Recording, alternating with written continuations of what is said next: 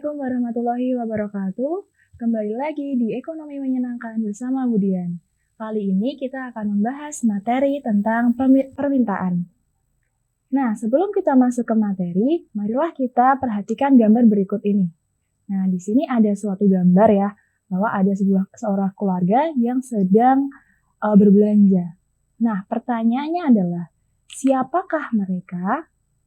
Dalam ekonomi, keluarga ini yang sedang berbelanja itu disebut sebagai pembeli atau konsumen.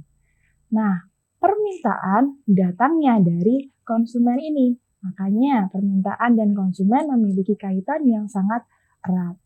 Nah, jadi dari sini kita bisa menyimpulkan nih, apa sih itu permintaan? Permintaan atau disebut juga sebagai demand atau dilambangkan dengan huruf D, itu merupakan jumlah barang atau jumlah keseluruhan barang dan jasa yang ingin dibeli oleh konsumen pada berbagai tingkat harga tertentu dan dalam periode waktu tertentu. Jadi itu adalah permintaan, datangnya dari konsumen. Jadi kalau kita membicarakan permintaan, kita menggunakan sudut pandang konsumen. Kemudian, hukum permintaan. Nah, dalam permintaan ada hukumnya. Apa bunyi hukum permintaan itu? Hukum permintaan itu berbunyi, jika jumlah barang dan harga yang diminta itu selalu berbanding terbalik dengan harga. Jadi ketika harga itu naik, jumlah barang yang diminta itu akan turun. Sedangkan jika harga itu turun, jumlah barang yang diminta itu akan naik. Jadi dia berbanding terbalik atau hubungannya adalah negatif. Tapi ada syaratnya. Syaratnya adalah asumsi ceteris paribus. Artinya faktor-faktor lain yang selain harga itu dianggap tetap. Jadi yang berubah itu hanya harga. Yang mempengaruhi permintaan itu hanyalah harga. Itu adalah asumsi ceteris paribus. Kemudian bagaimana sih kita bisa menentukan fungsi permintaan? Sebelum itu kita harus lihat dulu, kayak gimana sih fungsi permintaan itu? Nah, fungsi permintaan itu dilambangkan dengan huruf D ya. Jadi di sini ada Ki D sama dengan A, min B, P, D. Nah, kalau kita lihat keterangannya, untuk Ki D, Ki itu adalah simbol untuk jumlah, dan D itu adalah simbol untuk permintaan. Jadi QD itu adalah jumlah barang yang diminta. Kemudian ada A, di sini adalah konstanta. Kemudian P itu adalah gradien atau kemiringan. Sedangkan P atau price itu adalah harga. Nah, ini adalah contoh fungsi permintaan. Ada QD sama dengan 40 min 4P.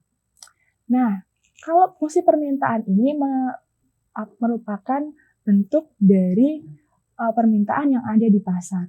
Kemudian bagaimana sih kita bisa menentukan fungsi permintaan ini? Dari mana datangnya fungsi permintaan ini?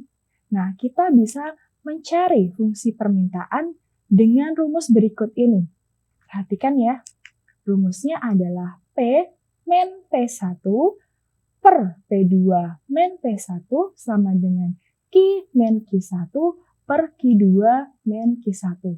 Nah, ingat kalau dalam ekonomi, P itu selalu berarti adalah price atau harga. Kemudian, Q itu adalah quantity atau jumlah. Ingat-ingat selalu, P harga, Q adalah jumlah.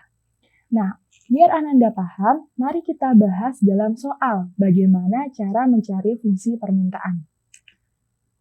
Nah, di sini Ibu memiliki suatu contoh soal ya, tentang fungsi permintaan. Diketahui, pada saat harga buku itu Rp3.000, jumlah buku yang ingin dibeli oleh konsumen itu adalah 10 unit. Kemudian, jika harga buku itu turun menjadi Rp2.000, jumlah buku yang ingin dibeli konsumen itu justru meningkat menjadi 20 unit. Tentukan bagaimana fungsi permintaannya. Nah, di sini kita dari soal tersebut kita harus menganalisis dulu supaya lebih mudah dalam kita mengerjakan soal. kita tulis ada harga dan ada jumlah barang yang ingin dibeli oleh masyarakat.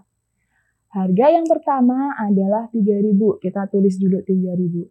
Kemudian jumlah yang ingin dibeli pada harga 3.000 adalah 10 unit, kita tulis 10 unit.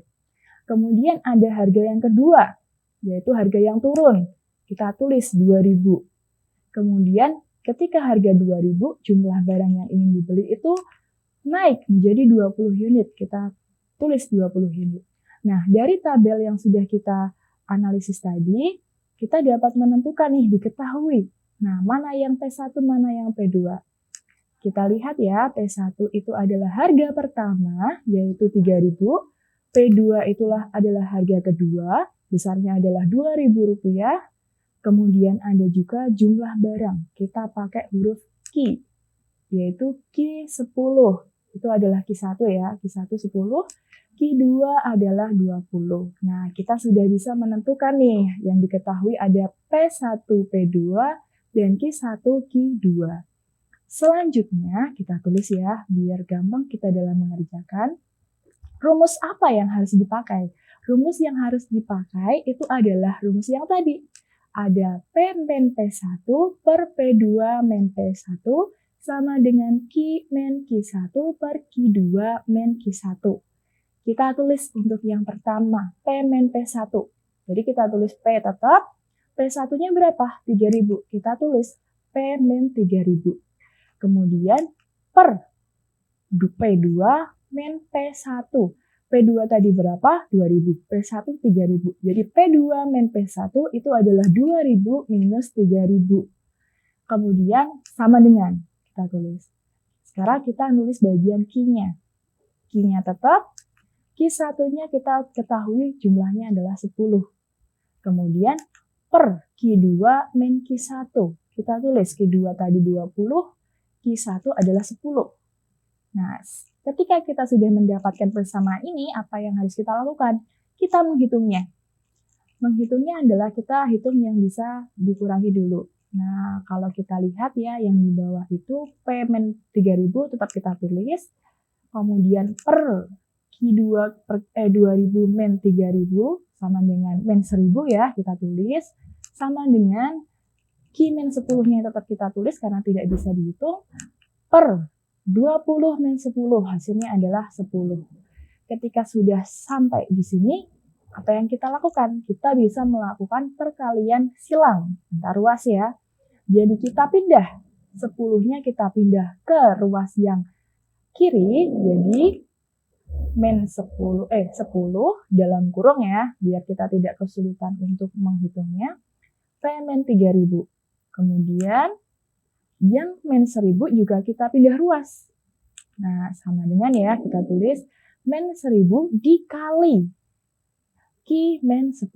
Nah, dari sini kita bisa mulai menghitung nih, yang ruas kiri kita hitung 10 kali P, 10P ya, 10 kali min 3.000 hasilnya adalah min 30.000. Sama dengan min 1.000 dikali Q hasilnya adalah min 1.000 Q. Kemudian min 1.000 dikali min 10 hasilnya adalah plus 10.000. Nah, dari sini kita bisa perpindah ruas lagi supaya bisa dihitung. Kita pindahkan ruasnya ya, kita misal pindah yang min 30.000, kita pindah ke ruas yang kanan. Sama dengan 10P-nya tetap kita tulis, tapi 30.000-nya kita pindah ke belakang. Min 10.000 Q plus 10.000 plus 30.000. Nah, kita hitung, ketemunya adalah 10 Q sama dengan min 1.000 Q plus 40.000 ya. Sorry, tadi 10P. Nah, dari sini kita sudah bisa menemukan nih. Oh, tapi kita harus menemukan fungsi P sama dengan. Nah, P sama dengan 10-nya yang di P itu kita pindah ke ruas yang kanan. Jadi karena di kirinya dikali, di kanannya kita akan berubah jadi dibagi. P-nya tetap kita tulis sama dengan min 1.000 Q plus 40.000 dibagi berapa tadi? 10. Nah, dari sini kita bisa menentukan bahwa P itu sama dengan 10 min 10.000 Q dibagi 10, min 100 ya. Kemudian plus 40.000 dibagi 10, itu hasilnya adalah 4.000. Bu, kalau misalnya di soal itu ABC, kemudian yang diketahui di ABC itu Q sama dengan. Nah, padahal saya ketemunya P sama dengan. Bagaimana cara merubahnya? Kita bisa rubah nih. Nah, kita tulis dulu ya, P sama dengan min 100 Q ditambah 4.000. Nah, kita bisa pindah nih. Yang dipindah apa? 4.000-nya kita pindah ke ruas yang sebelah kiri. Jadi P min 4.000 sama dengan min 100 Q. Nah, supaya lebih enak lagi, kita pindah dua-duanya. Nah, karena dua-duanya dipindah, jadi tidak ada pergantian ya. Kita tulis tetap min 100 Q sama dengan P plus 4.000. Nah, kemudian biar kita bisa jadi Q sama dengan, kita pindah min 100-nya ke ruas sebelah kanan. Jadi kita mendapatkan Q sama dengan P min 4.000 plus 4.000, kemudian dibagi min 100. Nah, di sini kita bisa mendapatkan bahwa Q itu sama dengan min P plus 40. Seperti itu. Atau juga bisa diganti juga nih. Q sama dengan 40 min P. Sebenarnya sama ya, cuma dipindah ruasnya aja. Seperti itu. Itu adalah cara menghitung fungsi permintaan. Jadi sudah ketemu ya fungsinya tadi bahwa Q sama dengan 40 min P. Kemudian dari fungsi ini kita bisa menggambar kurvanya. Bagaimana cara menggambar kurvanya? Nah, ini kurva yang fungsi yang kita ketahui sebelumnya ya. Q sama dengan 40 min P.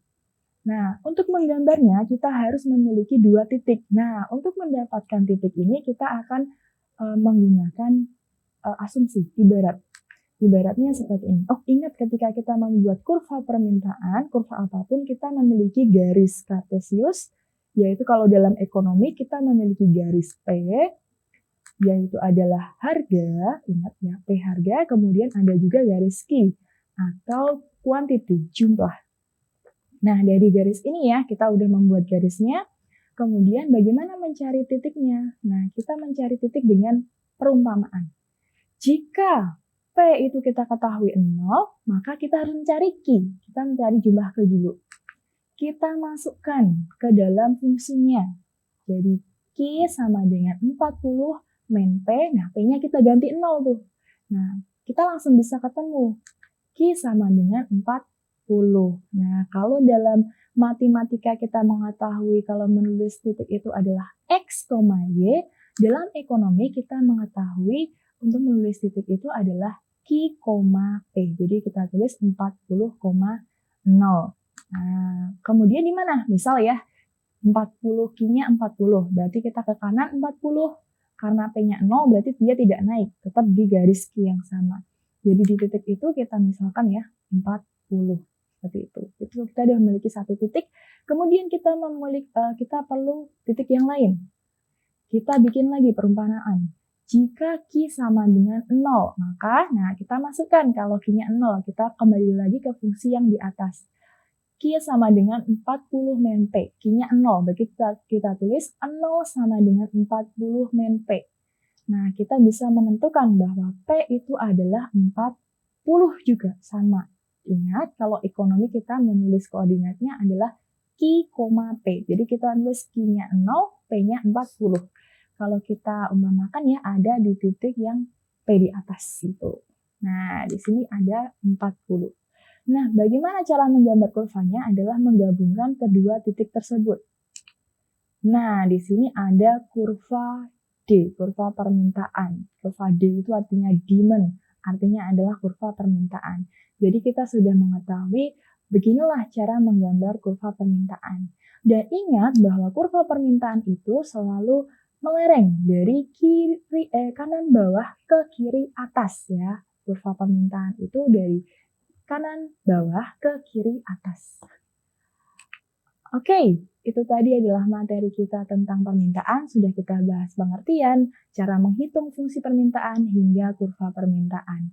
Sampai jumpa di video yang lainnya. Terima kasih. Assalamualaikum warahmatullahi wabarakatuh.